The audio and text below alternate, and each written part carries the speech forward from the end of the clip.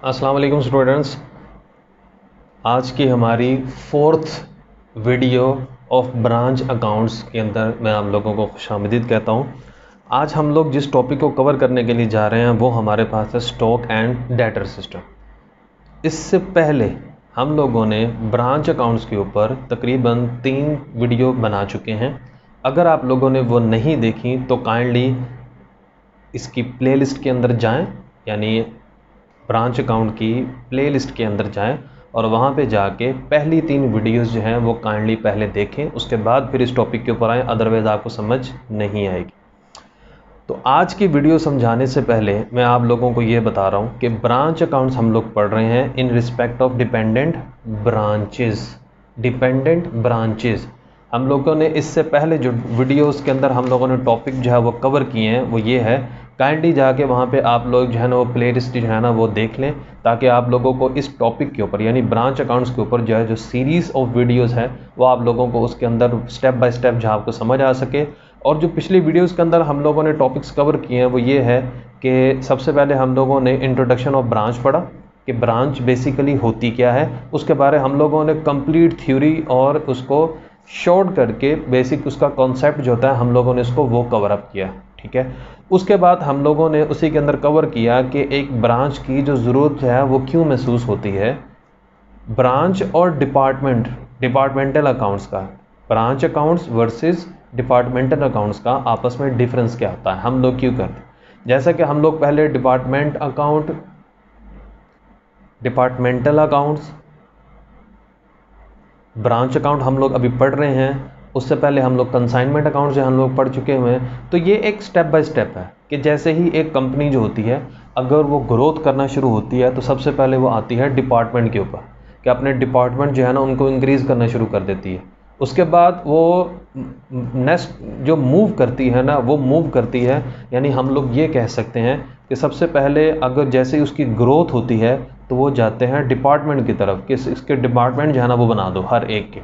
जैसे ही डिपार्टमेंट से उसको एक्सपीरियंस गेन होता है तो वो क्या करता है कि उस एरिया से, यानी आप लोकेशन वाइज कह लो, तो वो किसी और जगह पे उस माल को मज़ीद बेचने के लिए क्या करता है, उसको सेल आउट करने के लिए यूज़ करता है कंसाइनमेंट, ठीक है। और जब वो कंसाइनमेंट से बिल्कुल सेटिस्फाई हो जाता है कि ठीक है जी यहाँ पे मेरा माल बिक सकता है और मुझे कोई टेंशन नहीं है, तो फिर वो सहारा लेता है ब्रांच का। कंसाइनमेंट के होते हुए ब्रांच के ऊपर डायरेक्ट कभी भी छलांग नहीं मारेगा, ये बात ज़हन में रखनी है। तो सबसे पहले डिपार्टमेंट पे, फिर कंसाइनमेंट पे और फिर ब्रांच के ऊपर, इस तरह। तो हम लोग अभी डिस्कस कर रहे हैं ब्रांच को। तो हम लोगों ने पढ़ा कि introduction, need, difference between branch और डिपार्टमेंट, और बाद में हम लोगों ने पढ़ी ब्रांचेस की टाइप्स। और उन टाइप्स को कवर करने के लिए हम लोगों ने अगला टॉपिक चूज़ किया, क्या, accounting arrangements of dependent branches, ठीक है। या फिर उसको हम लोग क्या कहते हैं कि method of accounting for branch transaction. जितनी भी ट्रांजैक्शन ब्रांच के अंदर होती हैं उनका हम लोगों ने अकाउंटिंग कैसे करनी है, इस चीज़ को हम लोगों ने जैसे थोरोली इसको जब डिस्कस किया तो हम लोगों ने उसमें जो पहला मेथड था वो हम लोगों ने डेटर सिस्टम जो है ना हम लोगों ने उसको यूज़ किया। तो उसके अंदर भी 2 मेथड थे, कॉस्ट प्राइस मेथड और इनवाइस प्राइस मेथड। तो हम लोगों ने डेटर सिस्टम को इस्तेमाल करते हुए हम लोगों ने कॉस्ट प्राइस मेथड जो है हम लोगों ने एक तो वो कवर किया दूसरे टॉपिक के अंदर। साथ ही हम लोगों ने जब तीसरा टॉपिक जो है वो स्टार्ट किया तो उसमें हम लोगों ने इनवाइस प्राइस मेथड को जो है ना कवर अप किया। काइंडली वो लिस्ट आपने जाके देख लेनी। तो आज का हमारा जो टॉपिक है, पिछला प्रीवियस क्योंकि डेटर सिस्टम था 3rd वीडियो के अंदर, तो 4th वीडियो के हम लोगों ने क्या करना है कि स्टॉक एंड डेटर सिस्टम हम लोगों ने ये पढ़ना। इनको पढ़ने से पहले आप लोगों ने कुछ कॉन्सेप्ट अपने जहन में रखने हैं। पहली बात ये हमारे पास वो पॉइंट्स आपने पहले क्या रखने हैं, सबसे पहले कि हमारे पास 2 पार्टीज़ हैं। 2 पार्टीज़ कौन कौन सी, एक हेड ऑफिस है और दूसरा ब्रांच है। और हम लोगों ने ये भी पीछे पढ़ा कि हेड ऑफिस क्या करता है, ब्रांच को जितनी भी ट्रांजैक्शंस करता है, जितना भी माल उसको भेजता है, जितने भी उसको पैसे भेजता है, उन दोनों की आपस में जितनी भी डीलिंग्स होगी वो सारी हम लोग यहाँ पे ब्रांच के अंदर जो है वो रिकॉर्ड करेंगे। हम कभी भी ब्रांच की आगे A customer, B customer, C customer के साथ जो डीलिंग होगी हम लोग उसको डिस्कस नहीं करेंगे। हाँ, इस डीलिंग को कंप्लीट करने के लिए, इसमें जो ट्रांजैक्शन होगी उनको कंप्लीट करने के लिए मे भी हो सकता है हमें इनका सहारा लेना पड़े, जिसको हम लोगों ने पढ़ा कि ये मेमोरेंडम ऑफ अकाउंट्स होते हैं, जो एक रफ अकाउंट्स होते हैं जिनका सहारा लेके हम लोग इसको कंप्लीट करते हैं। ठीक है, उसके बाद हम लोग देखेंगे कि we will make branch account. हम लोगों ने ब्रांच अकाउंट्स बनाना है, लेकिन ख़ुद को हम लोगों ने क्या कंसीडर करना है कि हम लोग क्या हैं, actually we are the head office. हम लोग क्या हैं, हेड ऑफिस हैं, और हम लोग बना रहे हैं ब्रांच अकाउंट्स। किसके अंदर? इन the books of head office.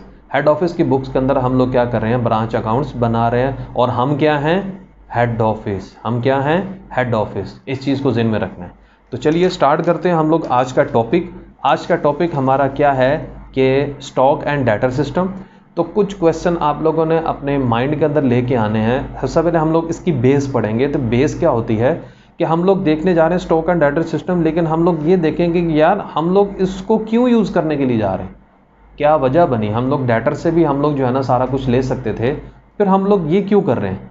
तो उसके लिए जवाब ये आपने अपने माइंड में रखना है कि हम लोग कंट्रोल करते हैं किस चीज़ को, इस मेथड के ज़रिए ब्रांच का जो स्टॉक होता है और ब्रांच के जो एक्सपेंसेस होते हैं। इसमें और भी चीज़ें आएंगी, लेकिन उन सब का जो लुब्बे लबाब है, जो उनका मकसद है, जो उनका पर्पज़ है, वो ब्रांच का जो स्टॉक होता है उसको हम लोगों ने कंट्रोल करना है, और ब्रांच के जो एक्सपेंसेस हैं हम लोगों ने उनको कवर अप करना है। दूसरी जो क्वेश्चन आप लोगों ने आमने ज़हन में रखना वो ये है कि हम लोग इस मेथड को कहाँ अप्लाई कर सकते हैं। तो उसके लिए जवाब ये है कि भाई जहाँ पे भी हेड ऑफिस जो है अपनी जो गुड्स है, जो अपना स्टॉक है, वो जब ब्रांच को भेजेगा एट इनवॉइस प्राइस, जब भी इनवॉइस प्राइस पे उसको माल भेजेगा तो हम लोग क्या करेंगे, इस मेथड को इस्तेमाल करेंगे। दूसरा, अच्छा जी और कहाँ पे इस्तेमाल करेंगे कि जी जहाँ पे ब्रांच का जो साइज़ होगा वो क्या होगा, लार्ज होगा। हम लोगों ने डेटर सिस्टम जो हम लोगों ने पढ़ा, उस डेटर सिस्टम हमने क्या पढ़ा था कि ये हम मेथड वहाँ इस्तेमाल करते हैं जहाँ पे ब्रांच का साइज़ जो होता है वो क्या होता है, स्मॉल होता है। ठीक है, यहाँ पे हम लोग क्या कर रहे हैं कि हम लोग जहाँ पे ब्रांच का साइज़ जो है वो लार्ज होगा हम वहाँ पे इस्तेमाल कर रहे हैं। जहाँ पे गुड्स एट इनवॉइस प्राइस होगी हम लोग भेजी जाएंगी, वहाँ पे हम लोग ये इस्तेमाल करेंगे। और इन दोनों कामों के लिए जहाँ पे हम लोग इन दोनों को देखते हुए फील्ड को जहाँ पे अप्लाई करेंगे, तो हेड ऑफिस क्या करेगा, कुछ आपके जो ब्रांच अकाउंट के जो सेंट्रल अकाउंट्स होंगे उनको क्या करेगा, ये खुद मेंटेन करेगा। अभी हम लोग क्या कर रहे हैं, डिपेंडेंट ब्रांचेस। और डिपेंडेंट ब्रांचेस में आपको मैंने ये बताया था पिछले टॉपिक्स के अंदर कि जितने भी अकाउंट्स होते हैं वो कौन मेंटेन करता है, हेड ऑफिस। ब्रांच कभी भी खुद जो है ना ये अकाउंट्स मेंटेन नहीं करती, क्योंकि वो इनिशियल सेटअप पे होती है, स्टार्टअप पे होती है, इस वजह से वो इतना खर्चा नहीं करेगी। और इसका बेसिकली मैंने अभी क्या बताया कि इसका मेन पर्पस क्या होता है, ब्रांच के एक्सपेंसेस को मेंटेन करना। तो ये कभी भी वहाँ पे अपना एक अलहदा से अकाउंटेंट नहीं बिठाएगी। तो हमने क्या करना है कि जी उसके अकाउंट्स को खुद यहाँ पे हेड ऑफिस में बैठ के हम लोगों ने क्या करना है, इसको मेंटेन करना है। और वो अकाउंट्स कौन कौन से होंगे वो देख लेते हैं। वो अकाउंट्स होंगे हमारे पास ये वाले, ये टोटल हमारे पास तकरीबन 8 अकाउंट्स होंगे। ठीक है, और इन अकाउंट्स को हम लोगों ने 1 बाय 1 देखेंगे। पहले हम लोग इनको देख लेते हैं अकाउंट्स हैं कौन से। तो हमारे पास सबसे पहले है ब्रांच स्टॉक अकाउंट। ठीक है, ब्रांच स्टॉक अकाउंट के अंदर हम लोगों ने क्या करना है कि जितना स्टॉक होगा उसको कंट्रोल करने के लिए हम लोग ये अकाउंट जो है ना वो मेंटेन करेंगे। दूसरा हमारे पास डेटर है। ये मैं एक शॉर्टकट बता रहा हूँ, आगे डिटेल में हम लोग इंशाल्लाह जा रहे हैं इससे बात। तो ब्रांच डेटर अकाउंट बनाएंगे क्या करने के लिए, टू कंट्रोल डेटर्स अकाउंट, यानी उसमें हमें कहाँ से पेमेंट आ रही है, कहाँ से नहीं आ रही है, किसको ज़्यादा जा रही है, क्या नहीं, कितना डिस्काउंट दिया जा रहा है, कितने बैड डेट्स हो रही है, वो सारा हम लोग इसमें मेंटेन करेंगे। उसके बाद नंबर 3 के ऊपर आता है कि goods sent to the branch, head office ने ब्रांच को कितनी गुड्स जो हैं गुड्स भेजी हैं, स्टॉक जितना भेजा है, वो सारे का सारा रिकॉर्ड हम लोग इसके अंदर मेंटेन करेंगे।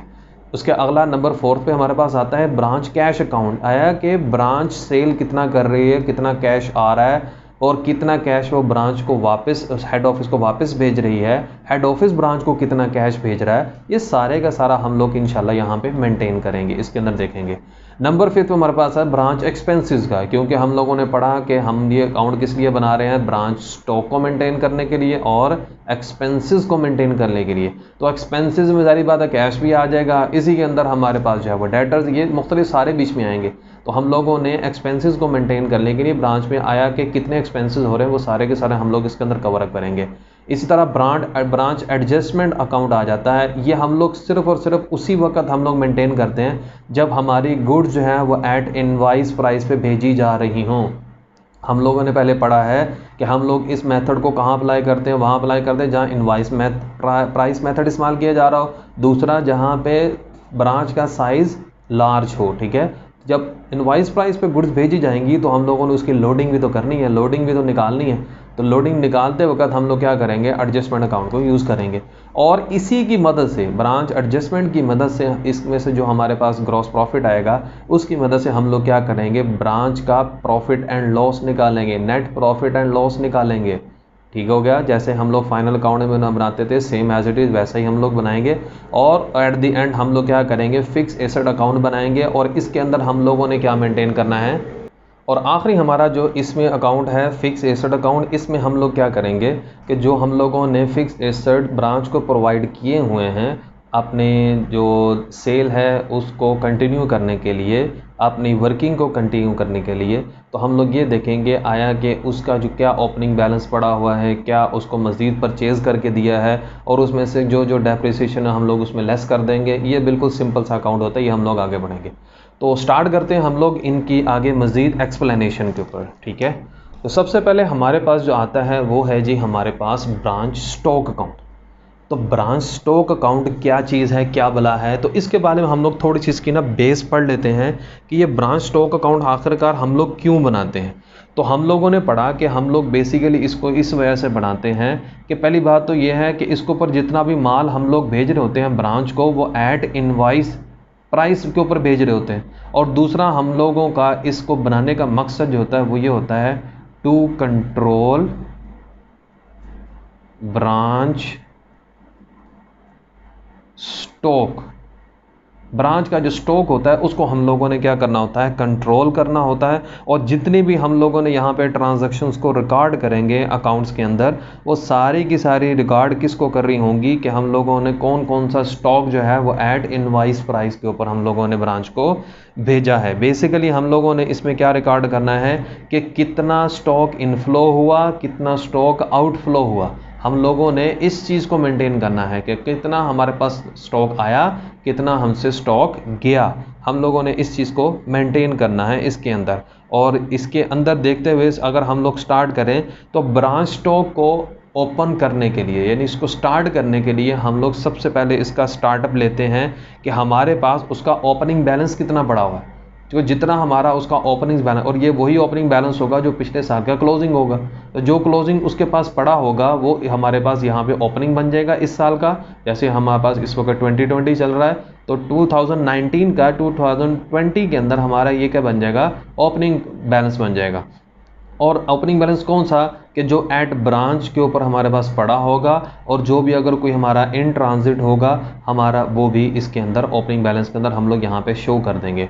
उसके बाद दूसरी चीज़ जो हमारे पास ये है कि जो हम लोग चीज़ें इसके अंदर डेबिट करेंगे, एक चीज़ डेबिट होगी एक चीज़ क्रेडिट होगी। तो डेबिट को पहले डिस्कस कर लेते हैं। तो डेबिट में हमारे पास क्या होगा, वो माल या वो स्टॉक, वो गुड्स जो हेड ऑफिस ने ब्रांच की तरफ हमारे पास भेजी और हमारा इनफ्लो हुआ, हमारे स्टॉक के अंदर इजाफा हुआ, हम लोगों ने डेबिट साइड के ऊपर उसको लिख दिया। इसकी जनरल एंट्रीज इंशाल्लाह मैं इसके अगली वीडियो के अंदर जो है ना मैं कवर अप करूँगा। तो अगर मैं वीडियोज़ के इसके अंदर जनरल एंट्रीज़ अगर मैं पहले रख दूँ तो आपको ये लेजर जो है थोड़ा सा कंफ्यूज कर देगा। तो मैं इसके बाद इसकी जनरल एंट्रीज जो है ना वो आपको कवर अप करूँगा, तो आपको ऑटोमेटिकली समझ आ जाएगा, बेसिक कॉन्सेप्ट आपको समझ आ जाएगा, वो हम लोग बाद में देखेंगे। तो ये माल हेड ऑफिस ने ब्रांच को भेजा, वो हमारे पास डेबिट हो गया। उसके बाद ब्रांच डेटर से मुराद है, हम लोग अगला अकाउंट पढ़ेंगे उसके अंदर हमारे पास आएगी डिटेल। तो हम कई ऐसी चीज़ें होंगी जो ब्रांच स्टॉक को हम मेंटेन करने के लिए किसी दूसरे अकाउंट का सहारा लेना पड़ेगा। तो जैसे कि यहाँ पे ब्रांच डेटर है, यानी वो माल जो कस्टमर्स ने हमें किसी वजह से वापस कर दिया। तो जाहिर बात है जब माल सेल आउट किया था तो स्टॉक कम हो गया था, हम लोगों ने क्रेडिट साइड भी लिख दिया था यानी ये सेल हो गया। ठीक है, यानी वो सेल हो गया, लेकिन बाद में कुछ वजूहात की बिना के ऊपर माल ज़्यादा चला गया या माल उसके रिक्वायरमेंट के मुताबिक नहीं था तो वो वापस आ गया। जब वापस आया तो फिर उसमें इजाफा हो गया, तो हम लोगों ने इसको डेबिट साइड के ऊपर लिख दिया। ठीक है, बेसिक हमारे पास ये तीन चीज़ें हैं जो हमारी डेबिट साइड के ऊपर आएंगी। उसके बाद क्रेडिट साइड के ऊपर हमारे पास जो आइटम्स आती हैं वो ये है कि वो गुड्स या वो स्टॉक जो हम लोगों ने ब्रांच ब्रांच हम लोगों ने सॉरी जो ब्रांच ने हेड ऑफिस को वापस की, यानी कि जी ये मेरा माल मेरे पास आया था। ये जो डेबिट क्रेडिट हम लोग कर रहे हैं ना, बेसिकली ये एक स्टेटमेंट है जो हमारी क्या कर रही है, स्टॉक की रिकंसलेशन कर रही है कि कितना स्टॉक आपके पास आया था और उस स्टॉक में से आपने कितना जवाब हमें दिया, कितना आप हमें जवाब दें। तो हम लोग वो देख रहे हैं। इसमें से हमने कहा कि जी ये हम लोगों ने माल, उसमें से क्या हुआ, कुछ हमारा सेल हो गया, हम लोगों ने वो क्रेडिट कर दिया, और बैंक अकाउंट जो है वो हम लोगों ने उसका ऑपोजिट यहाँ पे लिया कि इतने पैसे हम लोगों ने क्या कर दिए, उसको हेड ऑफिस को भेज दिए। कुछ हमारी क्रेडिट सेल्स हुई, हमारे डेटर्स जनरेट हो गए, और इसके बाद अगर कोई खुदा न खास्ता कोई लॉस हुआ तो हम लोगों ने उसको यहाँ पे पुटअप कर दिया, और उसके बाद जो हमारा कुछ माल बच गया तो हम लोगों ने उसमें से उसका कुछ हिस्सा हमने क्या कर दिया, हेड ऑफिस को वापस भेज दिया। उसके बाद अगर कोई माल बच जाता है तो हमारा क्लोजिंग बैलेंस होगा आया कैट ब्रांच के ऊपर या इन ट्रांजेंट के ऊपर, जो किसी भी तरीक़ाकार से होगा तो वो हमारा यहाँ पे शो हो जाएगा ब्लैक एंड वाइट करने के लिए। ठीक है, अब डेबिट क्रेडिट हम लोगों ने वो कर दिया कि इसकी रिकंसलेशन कर ली, कितना माल आया और कहाँ गया ये हमने बता दिया। अब इसके बाद बेसिकली अगर थ्योरेटिकली देखा जाए तो इसका कोई बैलेंस बचना नहीं चाहिए, क्योंकि लो भी इतना माल हमें मिला था, इसमें इतना सेल हो गया कैश में, इसमें क्रेडिट में इतना हमारा लॉस हो गया, इतना हमने ब्रांच को भेज दिया, इतना हमारा बैलेंस क्लोजिंग का बचा हुआ, लो भी हमारा डेबिट और क्रेडिट बराबर हो गया, लो जी हमारा मामला ठीक हो गया। लेकिन बात यह है कि अगर प्रैक्टिकली देखें तो इसमें कहीं ना कहीं सरप्लस हो जाता है, कहीं ना कहीं शॉर्टेज हो जाता है। उसकी रीज़न क्या है कि कोई ऐसी चीज़ें होती हैं जस्ट लाइक शुगर होगी, फर्टिलाइज़र्स वगैरह से रिलेटेड जो भी चीज़ें होंगी, उनके अंदर आपके क्या होता है, एब्जॉर्प्शन ऑफ मॉइस्चर होता है। यानी कोई चीज़ें ऐसी होती हैं जो सुकड़ जाती हैं, जो एब्जॉर्ब हो जाती हैं, तो वो उसमें क्या होता है कि आपका शॉर्टेज हो जाता है स्टॉक के अंदर। और कई ऐसी चीज़ें होती हैं जिनकी वजह से हम लोग क्या करते हैं, उनको अब क्योंकि ये माल उसको भेजा जा रहा है इनवाइस प्राइस पे, उसने कहा जी लो भी 100 वाला माल स्टॉक कॉस्ट पे था, 120 रुपये के आपने बेचना है, जो मर्जी हो जाए। तो हमने क्या किया, 120 की बजाय 130 रुपये का बेच दिया। तो जब कैश हमारा बढ़ता जा रहा है तो स्टॉक के अंदर हमारे पास क्या हो जाएगा, उसके अंदर भी हमारे पास स्टॉक बढ़ जाएगा। ठीक है, कि एक स्टॉक जो था वो 120 रुपये का बिकना था, वो 130 रुपये का बिक गया। और इसी तरह हमारे पास जैसे देखते गए तो हमारे पास जो फाइनली हमारी सेल्स आई वो हमारे पास जो है ना वो प्राइस ज़्यादा थी। तो क्या हुआ, जब प्राइस बढ़ती है तो हमारे पास जो स्टॉक होता है वो भी सरप्लस में हो जाता है, क्योंकि हम लोगों ने अबव द प्राइस बेच रहे होते हैं, तो उसकी वजह से क्या होता है, हमारा सरप्लस हो जाता है, जिसके मुख्तलिफ रीजंस वगैरह होती हैं। ठीक है, और तो ये हमारे पास स्टॉक आ जाता है, और यही बैलेंस अगले साल हमारे पास क्या होता है, क्लोजिंग का ओपनिंग बन जाता है। ठीक है, ये हमारा ओपनिंग स्टॉक है। बाकी को मैं ज़रा थोड़ा स्पीड के साथ कवर अप करूँगा, कोशिश करिएगा इसको साथ साथ कवर अप, जहाँ पे नहीं समझ आए वीडियो को पॉज करके थोड़ा सा पीछे करके आप देख सकते हैं। अगला हमारे पास है branch debtor account. Branch debtor हम लोग अकाउंट हम लोग जो है वो बेसिकली क्यों मेंटेन करते हैं, कि हम लोग कंट्रोल कर सके किसको, अपने डेटर्स को। और ये तभी बनता है जब हमारी कोई ना कोई क्रेडिट सेल होती है।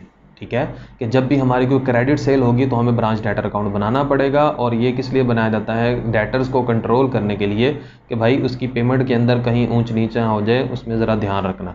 तो इसको स्टार्ट करने के लिए हमने क्या करता है, सबसे पहले इसका कोई ना कोई ओपनिंग बैलेंस होगा, वो हम लोग डेबिट साइड पे वो लिख देंगे, और साथ में अगर कोई क्रेडिट सेल होगी तो वो हम लोग यहाँ पे डेबिट साइड के ऊपर हम लोग वो लिख देंगे। ठीक है, उनकी अमाउंट हम लोग यहाँ पे पुटअप कर देंगे।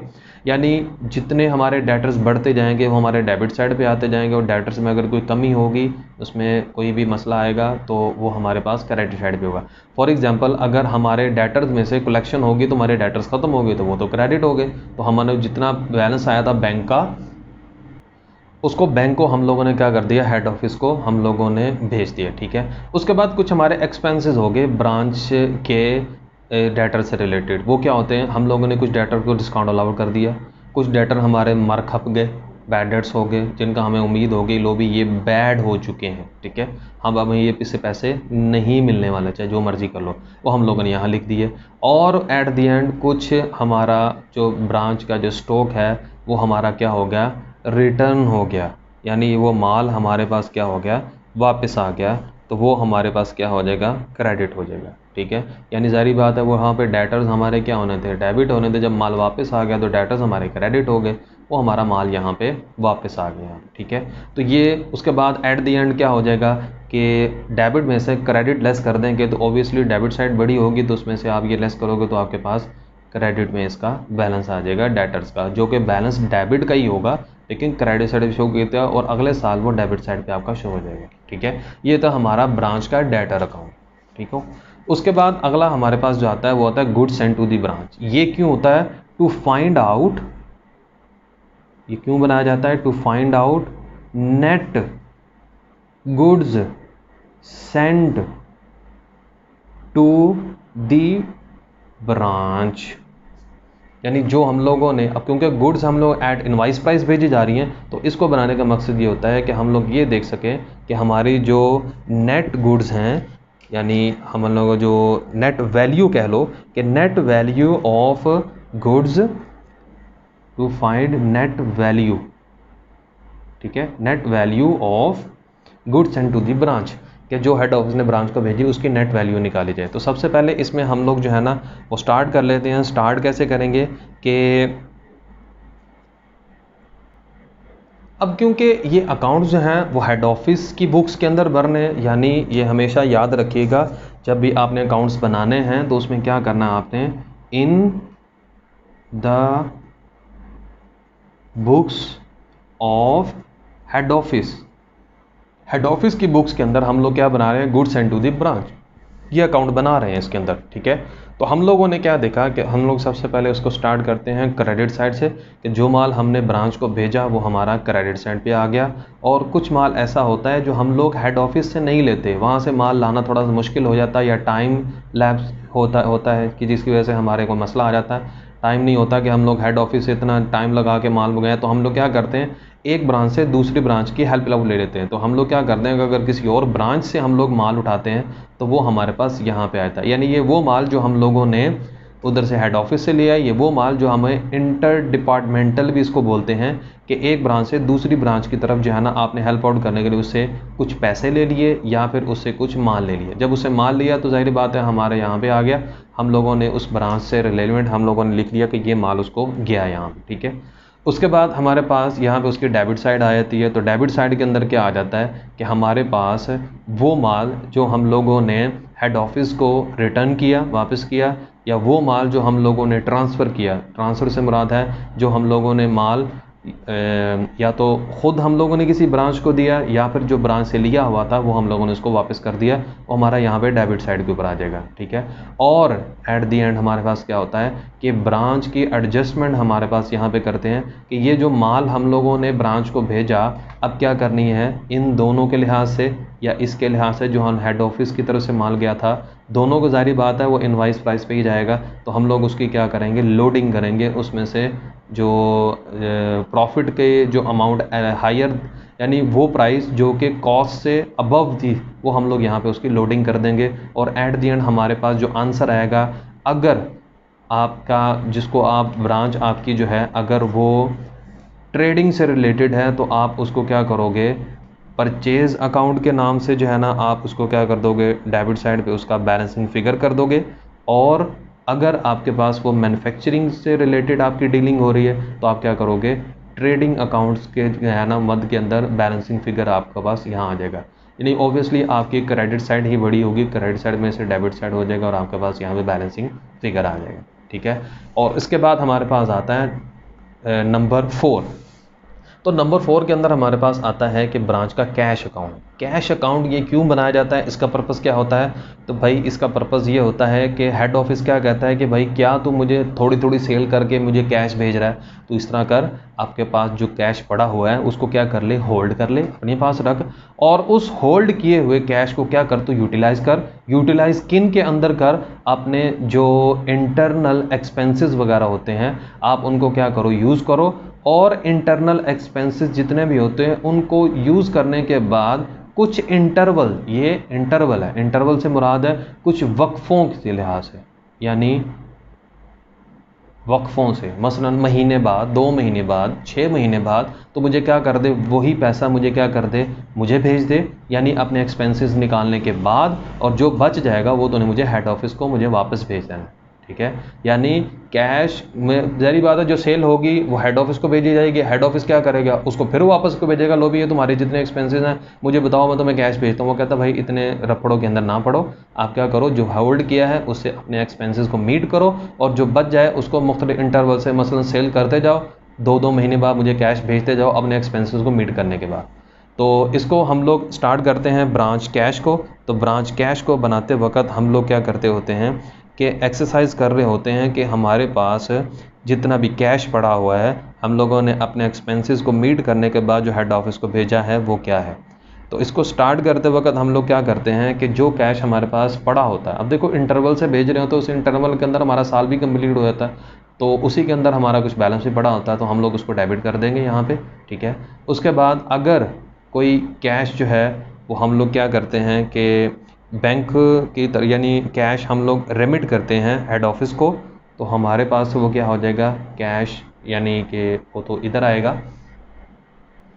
तो डेबिट साइड के ऊपर हमारे पास वो आ जाएगा जो हेड ऑफिस ने हमें रेमिट किया है, हमें भेजा है कि लो भी ये अपने एक्सपेंसेस वगैरह इनको मीट करो। और उसके अलावा अगर कुछ ट्रांसफ़र अदर ब्रांचेस की तरफ से हुआ है कि हम लोगों ने हेड ऑफिस से, अभी फॉर एग्जांपल ये तो ऑप्शन है ना, आपके पास ये आ जाए या ये आ जाए, आपके पास अगर हेड ऑफिस से आ गया तो आप इसको इस्तेमाल कर लोगे, अगर आप हेड ऑफिस से वेट नहीं करना चाहते तो आप दूसरी ब्रांच से कैश ले लोगे, आप उसको यहाँ पे डेबिट कर दो, दोनों में से जो आ गया आप यहाँ पे डेबिट कर दोगे, ठीक हो गया। उसके बाद हमारी क्रेडिट साइड आती है, जो कैश हम लोगों ने हेड ऑफिस को रेमिट किया, हम लोगों ने उसको वापस भेजा, वो हमारा क्रेडिट हो जाएगा, यानी ब्रांच कैश अकाउंट यहाँ पे कि हमारे पास से यहाँ कैश उसको चला जाएगा और हमारे यानी कि हेड ऑफिस की तरफ हमारे पास आ जाएगा, और कैश यानी कि बैंक अकाउंट हमारा यानी कि ब्रांच का जो कैश अकाउंट है उसको हम लोग डील करते वक्त कि वो क्रेडिट हो जाएगा, और उसके ऑपोजिट क्या हो जाएगा, हमारे बैंक अकाउंट के अंदर पैसे आ जाएंगे, ठीक है। तो वो हेड ऑफिस को चला गया। उसके बाद कुछ ब्रांच के एक्सपेंसेस हमारे हुए, हम लोगों ने वो इनसे डील किए यहाँ पे, ठीक है। उसके बाद हमारे पास तो हेड ऑफिस को भी चले गए, एक्सपेंसेस भी हो गए हमारे पास, और अगर हमारे पास जो है वो कुछ ब्रांच को हम लोगों ने जो है वो कैश लिया था तो कल को अगर दे देंगे तो वो भी हमारे पास यहाँ पे क्रेडिट हो जाएगा। एट द एंड जितना हमारे पास कैश इनफ्लो था, ये हमारा क्या है, कैश इनफ्लो, और ये हमारा क्या कहलाएगा, जितना भी है क्रेडिट साइड के ऊपर कैश आउटफ्लो। तो ये जो हमारा आउटफ्लो हो गया, तो जितना हमारे पास है, जारी बात है हमारे जेब में अगर 100 रुपये है तो 90 रुपये खर्च हो गए तो 10 रुपये बच गए, ठीक हो गया। ये तो नहीं हो सकता 100 रुपये था और 110 रुपये खर्च हो गया तो पीछे बैलेंस यहाँ के बजाय यहाँ हो गया, ठीक है। तो ये चीज़ हो गई। ये हमारा फोर्थ अकाउंट था, हमारा ब्रांच कैश अकाउंट। हम लोगों ने पर्पस भी पढ़ लिया क्यों बनाया जाता है और उसके अंदर क्या क्या किया जाता है, हम लोगों ने वो भी देख लिया। तो उम्मीद है समझ आ गई होगी। उसके बाद हमारे पास जो नंबर, ये हमारा फोर्थ था, और इसके बाद हमारे पास आता है नंबर फिफ्थ पे। नंबर फिफ्थ पे अब इतनी प्रैक्टिस तो होगी है तो क्यों ना हम लोग एक अकाउंट खुद बना लें। एक अकाउंट खुद क्या बना लें, हम लोग यहाँ पे स्टार्ट करते हैं, एक अकाउंट बनाते हैं ब्रांच एक्सपेंस अकाउंट। हम लोग कहते हैं इन the books of head office. अब क्या करेंगे, हेड ऑफिस, और यहाँ पे करेंगे ब्रांच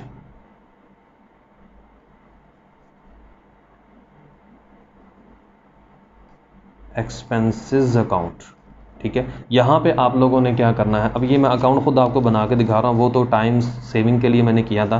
तो यहाँ पे आप लोगों ने क्या करना है, यहाँ पे आप या तो लिख लें पर्टिकुलर्स, और इसकी जगह पर्टिकुलर्स की जगह आप डिटेल्स भी लिख सकते हैं। सॉरी स्पेलिंग मिस्टेक हो गई, ठीक है। डिटेल्स लिख लें, यहाँ पे आपकी डेट आ जाएगी, और यहाँ पे आपकी अमाउंट जो भी आ गए, पाकिस्तानी रुपीज़ है तो पाकिस्तानी आ जाएगा, इंडियन है तो इंडियन आ जाएगा, और यहाँ पे हमारे फिर वही डेट आ जाएगी, यहाँ पे हमारे पास करेंसी अमाउंट आ जाएगी, ठीक है। अब इसके अंदर बनाते वक्त हम लोग क्या करेंगे यहाँ पे कि सबसे पहले हमारे पास यहाँ पे क्या है, ब्रांच का एक्सपेंसेस अकाउंट बना रहे हैं कि जी हम लोग ब्रांच के जितने भी एक्सपेंसेस हैं उनको कंट्रोल करने लगे हैं। तो उसके लिए हम लोगों ने यहाँ पे सबसे पहले क्या देखना है कि जी आया कि ब्रांच ने कितने एक्सपेंसेस किए, यानी तो ब्रांच एक्सपेंस अकाउंट के अंदर हम लोग यहाँ स्टार्ट करेंगे। यहाँ पे सबसे पहले यहाँ पे क्या कहता है कि जी ब्रांच एक्सपेंस करते वक्त हम लोग करेंगे ब्रांच डेटर्स अकाउंट, और उसके अंदर हम लोग मेंटेन करेंगे क्या, सबसे पहले अगर कोई बैड डेट्स हो गए तो वो। नंबर 2 आपके पास अगर आपने कोई डिस्काउंट अलाउ किया तो ठीक है आपका वो आ जाएगा। और उसके बाद अगर कोई ब्रांच, थोड़ा स्पेस रख के मैं लिख देता हूँ जगह समझ आ जाए, ब्रांच एसेट्स अकाउंट, जो कि हमारा किस चीज़ को होगा, यहाँ पे हम लोग उसको लिखेंगे डेप्रिसिएशन। ठीक है, जो डेप्रिसिएशन हमारा एक्सपेंस होगा वो हमारे पास यहाँ पे आएगा। ठीक है, और अगर हमारे पास कोई ब्रांच कैश आ जाता है जो कि हम लोगों ने क्या किया हो, रिटर्न किया हो, ठीक है, वो हमारे पास यहाँ पे आ जाएगा। ठीक है, और एट द एंड इसका जो बैलेंस होगा वो हम लोग क्या होगा, ट्रांसफ़र कर देंगे यहाँ पे branch profit and loss account. एक बात याद रखिएगा, अगर प्रॉफिट एंड लॉस अकाउंट नहीं बनाया जा रहा तो हम लोग इसका अकाउंट जो है ना, वो बैलेंस जो है वो ट्रांसफ़र करेंगे किसको, ब्रांच एडजस्टमेंट अकाउंट को। यह हमेशा याद रखिएगा, ये हमारा वो बैलेंस होगा जो हमारा बैलेंसिंग फिगर होगा। कि अगर profit and loss account separately नहीं बनाया जा रहा, उसकी कोई आइटम ही नहीं है। फॉर एग्जांपल जैसे हम लोग फाइनल अकाउंट बनाते हैं, तो अगर ट्रेडिंग अकाउंट के अंदर डायरेक्ट एक्सपेंसेस और डायरेक्ट रेवेन्यू है, अगर उसके हमारे पास कोई डायरेक्ट इनडायरेक्ट एक्सपेंसेस और इनडायरेक्ट रेवेन्यू नहीं दिए हुए, तो हम लोग प्रॉफिट एंड लॉस अकाउंट कैसे बनाएंगे, बना ही नहीं सकते। तो अगर कोई आइटम नहीं दी होगी तो हम लोग उसके लिए प्रॉफिट एंड लॉस अकाउंट नहीं बना रहे, तो उसका बैलेंस जो है वो किसको ट्रांसफ़र हो जाएगा, ब्रांच एडजस्टमेंट अकाउंट। ठीक है, वो हम लोग वहाँ पे चलेगा। तो ये हमारे पास इस तरह टोटल वगैरह आ जाएगा। ठीक है, तो ये हमारा ये अकाउंट मेंटेन हो जाएगा। बेसिकली एक्सपेंसेस वही होता है कि ब्रांच के जितने एक्सपेंसेस हो रहे हैं हम लोग उसको मेंटेन कर रहे हैं। इसके बाद अगला हमारे पास आता है नंबर 6 के ऊपर ब्रांच स्टॉक एडजस्टमेंट अकाउंट, जो कि मैंने अभी बताया। यानी ये वाला जो एक्सपेंसेस हुए हैं इनको हम लोगों ने कहाँ ट्रांसफ़र कर दिया, यानी इसका जो बैलेंस आया उसको हम लोगों ने भेज दिया branch profit and loss account या एडजस्टमेंट अकाउंट। तो यहाँ पे हम लोग अब देख लेते हैं ब्रांच एडजस्टमेंट अकाउंट को। ब्रांच एडजस्टमेंट अकाउंट बेसिकली इसको बनाने का पर्पस भी हमारे पास जो है ना वो होना चाहिए। तो वो हमारे पास पर्पस क्या होता है, to find out gross profit. जैसे फाइनल अकाउंट के अंदर हम लोग ट्रेडिंग अकाउंट के ज़रिए ग्रॉस प्रॉफिट नहीं निकालते हैं, वैसे ही इसका पर्पस हमारे पास क्या होता है, ग्रॉस प्रॉफिट और ग्रॉस लॉस का। ठीक है, और दूसरी चीज़ क्या होती है कि ये सारी की सारी हमें क्या कर रहा होता है, समरी दे रहा होता है। किस चीज़ की, कि जितनी भी ट्रांजैक्शन हुई हैं, जितनी भी ट्रांजैक्शंस हुई हैं उनकी लोडिंग का, यानी हमारे पास जो भी चीज़ अबव द कॉस्ट प्राइस आई है वो सारी की सारी यहाँ पे अब लोडिंग के अंदर आएगी। यानी उसमें हम लोग लोडिंग उसकी शो करेंगे, और इसके बाद जब हम प्रॉफिट एंड लॉस अकाउंट बनाएंगे तो फाइनली हमारे पास क्या आ जाएगा, जो भी चीज़ आएगी वो किसके ऊपर आएगी, एट कॉस्ट के ऊपर आएगी।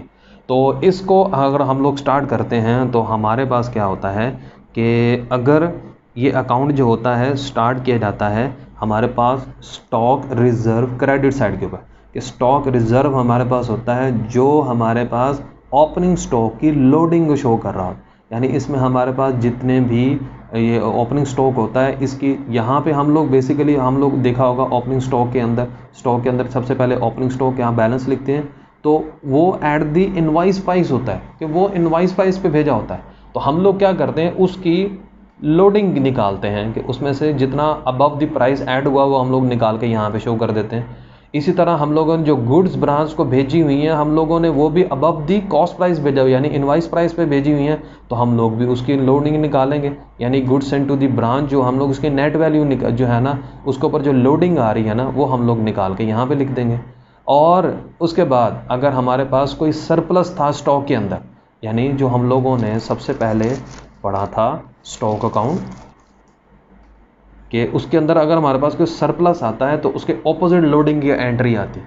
तो अगर कोई सरप्लस आया होगा तो उसकी यहाँ पे हम लोग क्या करेंगे, उसमें से लोडिंग भी निकाल देंगे, यहाँ पे क्रेडिट साइड पे लिख देंगे, ठीक है। उसके बाद हमारे पास डेबिट साइड आती है। डेबिट साइड क्या होगी, अब देखो स्टॉक, ये स्टॉक का बेसिकली ये कह लो stock goods and to the branch, उसकी जितने भी हमारे पास होगी एंट्रीज उनका ऑपोजिट होगा। ये देखो जैसे शॉर्टेज ऑफ स्टॉक था, क्रेडिट साइड पे था ना, अगर कोई शॉर्टेज आ गया तो इसका ऑपोजिट क्या होगा, डेबिट। तो डेबिट साइड पे उसकी क्या होगा, माल जो हमारा शॉर्ट हो गया तो भाई हमने ये भी तो देखना है कि उसको इनवाइस प्राइस पे भेजा हुआ था तो उसकी ऐड कॉस्ट प्राइस क्या है। जब भी याद रखिएगा, हमेशा इसका एक कुलिया ज़हन में रखें, जब भी हम लोगों ने कॉस्ट प्राइस किसी चीज़ की निकालनी है तो हम क्या करेंगे, प्रॉफिट को लेस करेंगे। जो हम लोगों ने अबव प्राइस भेजा हुआ था वो अबव प्राइस उससे लेस करेंगे तो कॉस्ट निकल आएगी। अगर हम लोगों ने इनवाइस प्राइस निकालनी है तो इनवाइस प्राइस निकालने के लिए हम लोग क्या करेंगे, जो प्राइस हमें दी हुई है उसमें प्रॉफिट की अमाउंट ऐड कर देंगे, हमारे पास इनवाइस प्राइस है। अब ये इनवाइस प्राइस पे है सारा कुछ, तो हमने कॉस्ट प्राइस उसकी निकालनी है, यानी उसमें से कॉस्ट प्राइस नहीं, उसमें से जो प्रॉफिट है वो अमाउंट निकालना है। तो अगर कोई शॉर्टेज हुआ तो उस शॉर्टेज में से भी हम लोग क्या करेंगे, उसको लोडिंग उसमें से निकाल के यहाँ पे शो कर देंगे, हमारे पास यहाँ पे आ जाएगा। और इसी तरह अगर कोई लॉस हुआ है, यानी फायर के ज़रिए अगर कोई लॉस हो गया तो ये हमारे पास हम लोग उसकी भी लोडिंग निकालें, लो भी उसकी इतनी कॉस्ट बनती थी और उसमें इतना प्रॉफिट ऐड था, तो वो प्रॉफिट जो है वो हमारा यहाँ पे शो हो जाएगा। इसी तरह लॉस इन ट्रांजिट गया, अगर रास्ते में कहीं पे जो है ना वो गड़बड़ होगी, लोडिंग उसकी हम लोग निकालेंगे, जो भी माल जो है ना उसके ऊपर अबव दी कॉस्ट प्राइस भेजा हुआ था। अगर कोई थेफ्ट हो गया, कॉस्ट लॉस हो गया, वो भी हम लोग उसकी भी लोडिंग करें, उसमें से प्रॉफिट की अमाउंट निकाल के यहाँ लिख देंगे। इसी तरह अगर कोई पिल्फरेज हो जाता है, पिल्फरेज से मुराद है कि वो माल होता है कि जो नॉर्मली तौर पर ना शॉप के ऊपर या आपकी ब्रांच के ऊपर क्या होता है कि कुछ लोग आगे पीछे कर देते हैं या इस्तेमाल कर लेते हैं, इस तरह को माल ये कह लो, ये भी चोरी वाले हिस्से में ही आता है। लेकिन क्या होता है कि ये एक नॉर्मल समझा जाता है, इस वजह से अगर वो माल अगर आपका आगे पीछे हो गया तो ऑब्वियसली आपने उसमें से भी क्या करना है, ये लोडिंग अमाउंट निकाल देनी है। और एट द एंड हमारे पास जो क्लोजिंग स्टॉक होता है, यानी ये देखोगे तो हमारे पास ये हमारा क्लोजिंग स्टॉक है, तो ये जो क्लोजिंग स्टॉक का बैलेंस जो था इसकी भी, जहाँ पे हमने ओपनिंग का स्टॉक रिजर्व करके हम लोगों ने उसकी लोडिंग की है, तो हमारे पास जो क्लोजिंग स्टॉक है उस क्लोजिंग स्टॉक की भी हम लोग क्रेडिट साइड पे था तो हम लोग सिर्फ डेबिट साइड पे उसकी भी लोडिंग निकालेंगे, उसका भी स्टॉक कर रिजर्व करके हम लोग यहाँ पे निकाल देंगे और जो प्रॉफिट वाली अमाउंट होगी हम लोग यहाँ पे लिख देंगे। उसके बाद आपके डेबिट साइड में से क्रेडिट साइड लेस करोगे तो आपके पास ग्रॉस प्रॉफिट आ जाएगा, जीपी आ जाएगा आपका, ठीक है। और अगर आपकी क्रेडिट साइड डेबिट साइड बड़ी निकलती है तो उसमें से आप क्रेडिट साइड लेस करो तो आपके पास ग्रॉस लॉस आ जाएगा, ठीक हो गया। यहाँ का टोटल का कॉलम आ गया एंड सो ऑन, पर्पस भी बता दिए एंड सो ऑन। अगला हमारे पास आता है नंबर 7। नंबर 7 में हमारे पास क्या है जी, जो आपके पास ग्रॉस प्रॉफिट आया हुआ है इसको आप लोगों ने ट्रांसफ़र करना है कहाँ पे, ऑब्वियसली डेबिट साइड पे है, लेकिन बैलेंस किसका है, क्रेडिट साइड का। तो आपने इसको जब अगले साल ट्रांसफ़र करना, अगले साल क्या, उसी वक्त जब आप इसको नेट प्रॉफिट के नेट प्रॉफिट एंड लॉस निकालोगे तो उसको आपने जब अगले ट्रांसफ़र करना है तो ऑब्वियसली आपका कहाँ पे आएगा, क्रेडिट साइड के ऊपर आएगा। वो आप लोगों ने अमाउंट उसकी यहाँ पे लिख देनी है, ग्रॉस प्रॉफिट की जो आ जाएगी। उसके बाद इस कि हम लोग बना क्या रहे हैं, profit and loss account. It means कि जितने भी हमारे एक्सपेंसेस होंगे वो डेबिट साइड पे आएंगे और जितना भी हमारे पास कोई रेवेन्यू होगा तो हमारा क्रेडिट साइड पे आ जाएगा। अच्छा, तो हमारे इस डेबिट साइड में क्या होगा, एक्सपेंसेस जितने भी हैं वो आपके आगे, जैसे आपका profit and loss account trading उसके अंदर फाइनल अकाउंट के अंदर बंदा होता है, कोई लॉस हो गया तो आपने वो लिखना है ऐड कॉस्ट के ऊपर। शॉर्टेज हो गई है तो वो आपने कॉस्ट जो आपने उसके बैलेंस ये लोडिंग निकाल ली हुई है, अब जो कॉस्ट उसकी बनती होगी आप लोगों ने यहाँ पे शो कर देनी है। कोई अगर शॉर्टेज इन स्टॉक हो गया तो वो आपने वो लिख दिया यहाँ पे, पिल्फरेज कोई हो गया तो वो आपने यहाँ पे लिख दिया। इतना सिर्फ आपके पास मैक्सिमम आएगा। तो आपने जो एडजस्टमेंट अकाउंट में से प्रॉफिट आया वो आपने यहाँ लिख दिया, और आपका अगर कोई सरप्लस है इन स्टॉक के अंदर तो आपका वो भी एट कॉस्ट के ऊपर आपने वो उसकी क्रेडिट साइड पे लिख दिया। तो उसमें से जितने एक्सपेंसेस और ये लॉस वगैरह वो आपने लेस कर दी, ये सारे क्या थे, नॉर्मल लॉस, ठीक है। उसमें से आपने क्या कर दिया, उसको लेस कर दिया, तो आपके पास क्या आ जाता है, नेट प्रॉफिट। और अगर आपके पास एक्सपेंसेस और लॉसेस इतने हो चुके हुए हैं कि आपकी क्रेडिट साइड जो है वो कम पड़ गई है तो ऑब्वियसली आपके पास क्या आ जाएगा, नेट लॉस आ जाएगा। अब एक चीज़ बताता तो यहाँ पे एक नोट के तौर पे 3 चीज़ें हैं। सबसे पहली बात, अगर आपके पास एबनॉर्मल लॉस आ जाता है तो आपने क्या करना है, तो हमेशा याद रखना स्टूडेंट्स के जब भी नॉर्मल लॉस आए, एबनॉर्मल लॉस आएगा तो वो कभी भी अफेक्ट नहीं करेगा, ठीक है। चाहे वो लॉस बाय फायर हो, चाहे वो लॉस इन ट्रांजिट हो, यानी आपके पास इनको कंट्रोल करने के लिए मैं ये कह सकता हूँ, यानी इस तरह कह लें कि एक नोट इस तरह रखें कि ब्रांच का जो प्रॉफिट होता है वो कभी भी अबनॉर्मल इवेंट की वजह से इफ़ेक्ट नहीं होना चाहिए beyond the control of branch, यानी ब्रांच के कंट्रोल के होते हुए। जैसे ना जस्ट लाइक मेरे ख्याल में अब ये कह लें कि लॉस बाय फायर हो गया, जैसे हम लोगों ने यहाँ पे जो है ना वो उसको नहीं लिखा, ठीक है। लॉस बाय फायर हो गया या लॉस इन ट्रांजिट हो गया, ये हमारे अब नॉर्मल लॉस के अंदर आ जाते हैं, ठीक है। The cost of such goods should be charge to the general profit and loss account. इन वो जो हमारा अब नॉर्मल लॉस होता है उसको याद रखिए, हम लोग किसको चार्ज करेंगे, general profit and loss account को हम लोग चार्ज करेंगे instead of branch profit and loss account, ठीक है। हमने ब्रांच का जो प्रॉफिट एंड लॉस अकाउंट है इसको डायरेक्टली चार्ज नहीं करना, हम लोगों ने क्या करना, उसको general profit and loss account को हम लोगों ने इसको चार्ज करके हमने यहाँ पे लिख देना, जो कि हमारा अब नॉर्मल लॉस की जो भी अमाउंट बनेगी हम लोग यहाँ पे लिख देंगे। एक चीज़ ये होगी, ठीक है। और अगर हमारे पास चीज़ कोई भी नॉर्मल आ जाती है, यानी कि नॉर्मल लॉस वगैरह आ जाते हैं जो से हम लोगों पर लिखे हुए हैं, सच एज स्पॉइलेज वगैरह हो गया, पिलफरेज हो गया, थेफ्ट वगैरह हो गया, तो इसकी जो कॉस्ट होती है वो हम लोग आइडेंटिफाई करेंगे और उसको हम लोग यहाँ पे इसको ब्रांच के डेबिट साइड के ऊपर इस अकाउंट के हम लोग उसको वहाँ पे लिखेंगे, ठीक हो गया। और इसको जितनी भी कॉस्ट होगी ये सारी की सारी प्रॉफिट एंड लॉस अकाउंट को चार्ज कीगी, यानी मीन्स टू से कि नॉर्मल लॉस अकाउंट जो होगा ये क्या होगा, प्रॉफिट एंड लॉस अकाउंट को चार्ज किया जाएगा, लेकिन अब नॉर्मल लॉस जो होगा ये इफ़ेक्ट नहीं करना चाहिए ब्रांच के प्रॉफिट एंड लॉस अकाउंट को, तो ये हम लोग किसको चार्ज करेंगे, general profit and loss account, ठीक है। थर्ड चीज़ हमारे पास, अगर हमारे पास ब्रांच का प्रॉफिट एंड लॉस अकाउंट ये नहीं बना रहे हम लोग, लो जी हमारे पास सरप्लस नहीं है स्टॉक के अंदर, ठीक है, हमारे पास ब्रांच के एक्सपेंसेस हम लोग वहाँ पे मेंटेन कर रहे हैं, कोई थेफ्ट भी नहीं हुआ, शॉर्टेज भी नहीं हुई, पिलफरेज भी नहीं हुआ, वो कोई अब नॉर्मल लॉस भी नहीं हुआ, तो हम लोग इसको सेपरेटली अगर मेंटेन नहीं कर रहे हो, कंपनी कहती है प्रॉफिट एंड लॉस अकाउंट हम लोग नहीं मेंटेन कर रहे हैं, तो आपने क्या करना है, हमेशा याद रखना है, तो फिर क्या होगा, हम लोग रिलाय करेंगे किसके ऊपर, जो ब्रांच का अभी हम लोगों ने पढ़ा है, कहाँ गया ये, हमारे पास जो ब्रांच का एडजस्टमेंट अकाउंट होगा हम लोग उसी के ऊपर रिलाई कर लेंगे। तो जो भी चीज़ें होंगी, यानी कि जो हमारी ये पिलफरेज वगैरह हो गया, ये हमारी थेफ्ट वगैरह हो गया, उसमें क्या होगा, हम लोग कॉस्ट प्लस लोडिंग, पिलफरेज की भी कॉस्ट प्लस लोडिंग, कोई अगर शॉर्टेज होती है स्टॉक की उसकी भी कॉस्ट प्लस लोडिंग, तो इन दोनों को हम लोग वहाँ पे मेंटेन, क्योंकि यहाँ पे लोडिंग हो रही है, यहाँ पे कॉस्ट हो रही है, तो इन दोनों को हम लोग क्या करेंगे, यहाँ पे मेंटेन करेंगे, ठीक है। ब्रांच एडजस्टमेंट अकाउंट के अंदर लोडिंग भी आ जाएगी और कॉस्ट भी है, दोनों को हम लोग यहाँ पे मेंटेन कर देंगे और हमारी सारी चीज़ें जो है ना हम यहाँ पे शो हो जाएंगी। और इसी तरह अगर हमारे पास कोई सरप्लस आ जाता है तो वो भी हमारा कॉस्ट प्लस लोडिंग जो है ना वो credit to the branch adjustment account हमारे पास यहाँ पर आ जाएगा। हमेशा ये चीज़ इनमें रखनी है। अगर ये प्रॉफिट एंड लॉस अकाउंट नहीं बनाया जा रहा तो अब एट दी एंड हमारे पास एक चीज़ आ जाती है, उसके अंदर मुझे कोई परफॉर्म बनाने की ज़रूरत नहीं है, वो ये है कि ब्रांच के जितने भी फिक्स एसेट अकाउंट होंगे उनके लिए आप लोगों ने क्या करना है कि सेपरेट हर एसेट का एक सेपरेट अकाउंट बनाना है और उसमें आप लोगों ने क्या करना है, उसकी opening value of the asset आप लोगों ने वो उसके अंदर यानी उसकी डेबिट साइड के ऊपर शो कर देनी है, और दूसरी आपने उसकी परचेज ऑफ एन एसेट के जो उसकी अगर नई परचेजेज वगैरह की है तो आपने वो उसको डेबिट साइड की यहाँ पे लिख देनी है। दो चीज़ें होंगी।